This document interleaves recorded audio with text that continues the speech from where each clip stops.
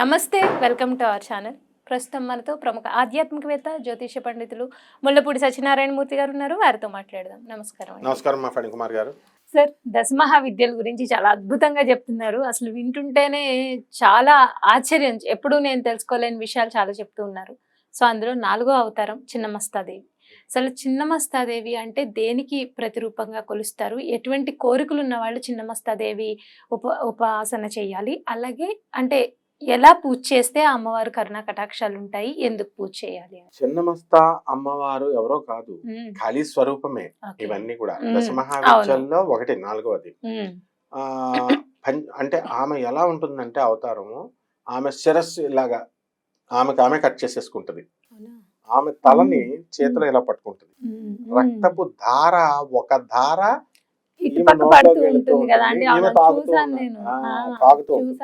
రెండు శాకిని డాకిని అని మనకెప్పుడు విజయాలు ఉంటారనమాట. ఆమె చెలికెత్తలు వాళ్ళ దగ్గర నుంచి వాళ్ళు నీరు తాగుతా, ఈ రక్తధారలు తాగుతా ఉంటారు. 2 దారులు అలా వెళ్తాయి. ఒక శవం మీద నుంచొని ఉంటుంది. అంటే ఇవన్నీ కూడా ఏమిటిరా అనంటే మనకి చిన్నమస్తా అమ్మవారు కాలాన్నే కంట్రోల్ చేసే తల్లి. అందువలన రాజరప్ప అని ఒక ఊరుంటుంది. అక్కడ ఈ ఎలాగైతే తారాపీఠ్ ఇవన్నీ ఒరిస్సా, భువనేశ్వర్లు, బీహార్లో ఉన్నాయో, బెంగాల్లో, అలాగే ఈ రాజరప్ప అనేటటువంటి దేవాలయంలో ఈ అమ్మవారు మూల విగ్రహం ఉంటుందన్నమాట. చాలా మంది వెళ్తారు. మనం ఏమనుకుంటామంటే ఇది కొత్తగా వచ్చిందేమో అనుకుంటాం. కాదు, Orissa, Bihar, west Bengal, northern India అంతా కూడా ఈ చిన్నమస్తాదేవిని, దశమహావిద్యల్ని ఈ కాలం కాదు ఆ కాలం నుంచి పూజ చేసేవారు. అయితే మనకు అవసరం లేదు కాబట్టి మనం ఏం చేసామంటే లక్ష్మి, సరస్వతి, సాత్విక రూపాలు కదా. ఇంతకు ముందు ఏం చేసేవాళ్ళం, మనం ఇండియా చాలు అనేవాళ్ళం. పిల్లని ఇవ్వాలంటే పక్క ఊరు వాళ్ళకి ఇవ్వాలి, పక్క జిల్లా వాళ్ళకి ఇవ్వాలంటేనే. ఇప్పుడు అమెరికా, లండన్ ఎవరిష్టం వచ్చినట్టు వాళ్ళు అలాగే వెళ్ళిపోతున్నారు. అలాగా ఈ చిన్నమస్తా అమ్మవారిని అన్ని రాష్ట్రాల వాళ్ళు కూడా ఎక్స్పాండ్ అయిపోయింది, ట్రెండింగ్ లోకి వచ్చింది అమ్మవారు. ఇకపోతే ముఖ్యంగా ఈ యొక్క చిన్నమస్తా అమ్మవారిని ఎవరు పూజించాలి అంటే, సకల కష్టాల్లో కూరుకుపోయామండి, ఆర్థిక సమస్యల్లో కూరుకుపోయామండి అంటారు చూసారా, బ్యాంకు లోనులు రావడం లేదండి అంటారు. అటువంటి వాళ్ళు ఈ అమ్మవారిని పూజ చేసుకోవాలి. అలాగే ఈ చిన్నమస్తా అమ్మవారు రాహువుని కంట్రోల్ చేస్తుంది. అంటే రాహు అంతా కూడా మాయాజాలం. ఆ మాయ, రాహు విధించినటువంటి ఆ మాయ నుంచి ఎవ్వరూ కూడా తప్పించుకోలేరు. అటువంటి ఆ యొక్క రాహు యొక్క మాయని ఈ యొక్క చిన్నమస్తాని తల్లిని ఎవరైతే పూజ చేస్తారో ఆ భక్తుడు ఆ రాహు మాయ నుంచి కూడా బయటికి తప్పించుకుంటాడు. జ్ఞానినామపి చేతాంసి దేవీ భగవతి హిసా బలాదాకృష్య మోహాయ మహామాయా ప్రయచ్చతి.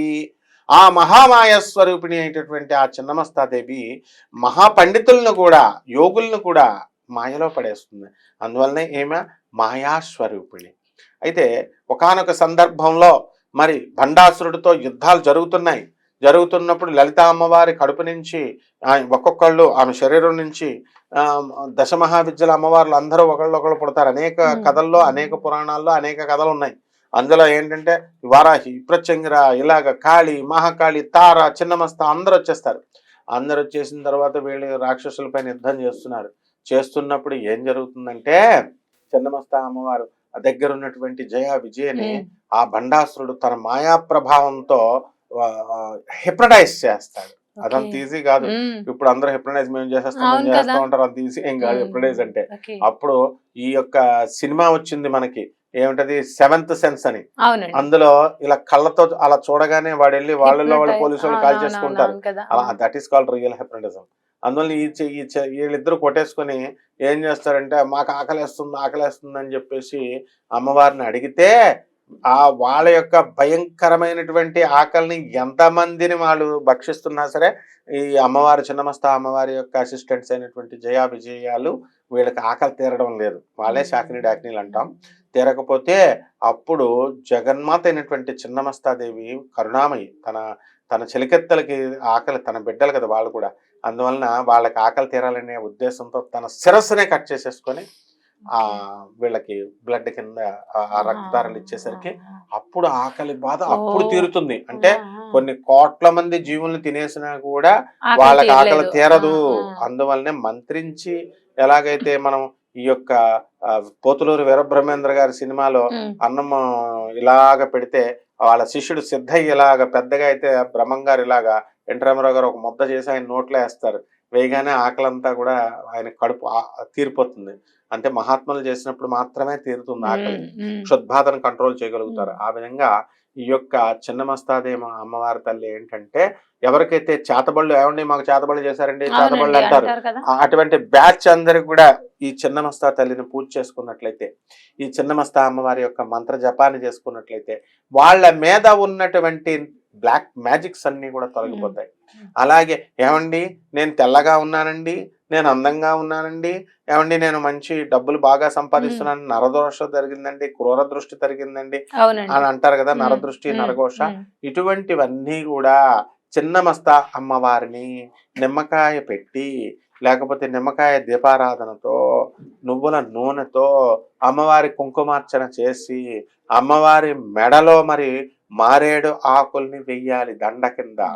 ఆ తర్వాత అమ్మవారికి చామంతి పూల దండను వేసి మరి ఆ జగన్మాత అయినటువంటి చిన్నమస్తా అమ్మవారిని కనుక ఎవరైతే పూజ చేస్తారో అటువంటి వాళ్ళ యొక్క నరదృష్టి క్రూర దృష్టి అవన్నీ తొలగిపోవడమే కాకుండా వశీకరణ శక్తి వస్తుంది. అవతల వాళ్ళు ఎవరైనా సరే మనల్ని షట్కర్మలను ఉంటాయి, ఆకర్షణ కర్మ, వశీకరణ, వశ్య ఆకర్షణ, మోహన, స్తంభన, విద్వేషణ, మారణ క్రియలు ఉంటాయి. ఆ ఆరుగురు కూడా ఆ క్రియలు ఏవి చేసినా సరే ఈ చిన్నమస్తా తల్లి ఆ భక్తుడిని నుంచి ఆ 6 విద్యల నుంచి తప్పించి తన భక్తుడిని రక్షించుకుంటుంది.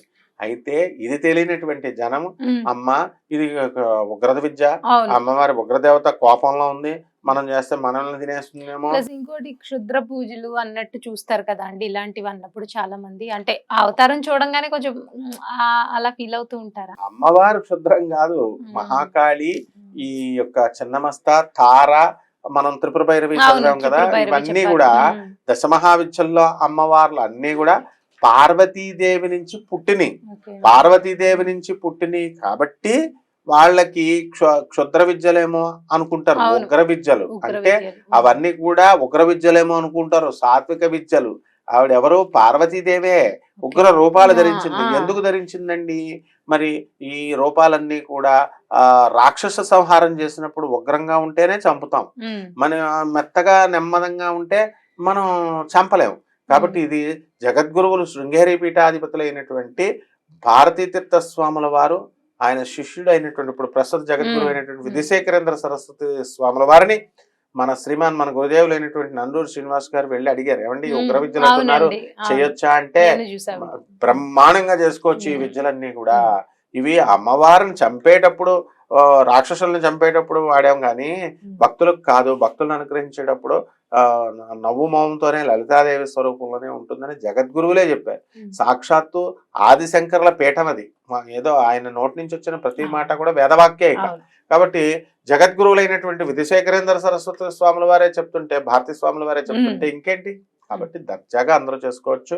ఏ విధంగా అయితే అమ్మవారిని కుంకుమార్చన మనం లలితాదేవికి చేస్తామో, జాకెట్ గుడ్డ పెట్టి, కలశం పెట్టి, కొబ్బరికాయ పెట్టి, పసుపు కొమ్మలు పెట్టి, నిమ్మకాయల దండ పెట్టి అమ్మవారికి, ఆ తర్వాత అమ్మవారికి ఏ పువ్వులైనా వేయచ్చు, ఏ పుష్పాలైనా సరే మనం చక్కగా ఉమ్మెత్తు పువ్వులు ఉంటాయి, ఉమ్మెత్తు పువ్వులు కూడా అమ్మవారికి పెట్టచ్చు. అంటే అమ్మవారు క్షుద్ర విద్యలను వాళ్ళకి ప్రసాదించదు, ఇది తప్పుడు మాట.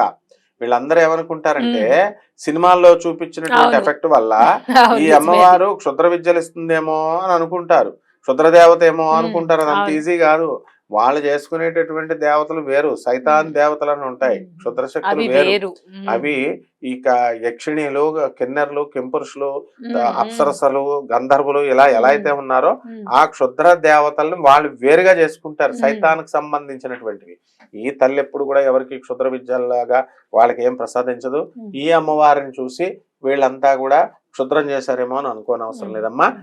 వాళ్ళ బారి నుంచి ఆ క్షుద్ర బారిన పడ్డ దేవతల వాళ్ళ నుంచి నుంచి బారిన పడ్డ వాళ్ళని రక్షించే తల్లి. Yeah, right. కాబట్టి ఇలా ఈ Correct. విధంగా చేసుకుంటే సరిపోతుందమ్మా. రైట్ అండి. దశమహావిద్యల్లో 4వ అవతారం చిన్నమస్తాదేవి అమ్మవారి గురించి చాలా అద్భుతంగా వివరించారు. అలాగే ఎవరెవరు ఈ పూజ చేసుకోవడం వల్ల ఎటువంటి ఫలితాలు వస్తాయి అనేది కూడా వివరించారు. ధన్యవాదాలు. ధన్యవాదాలు.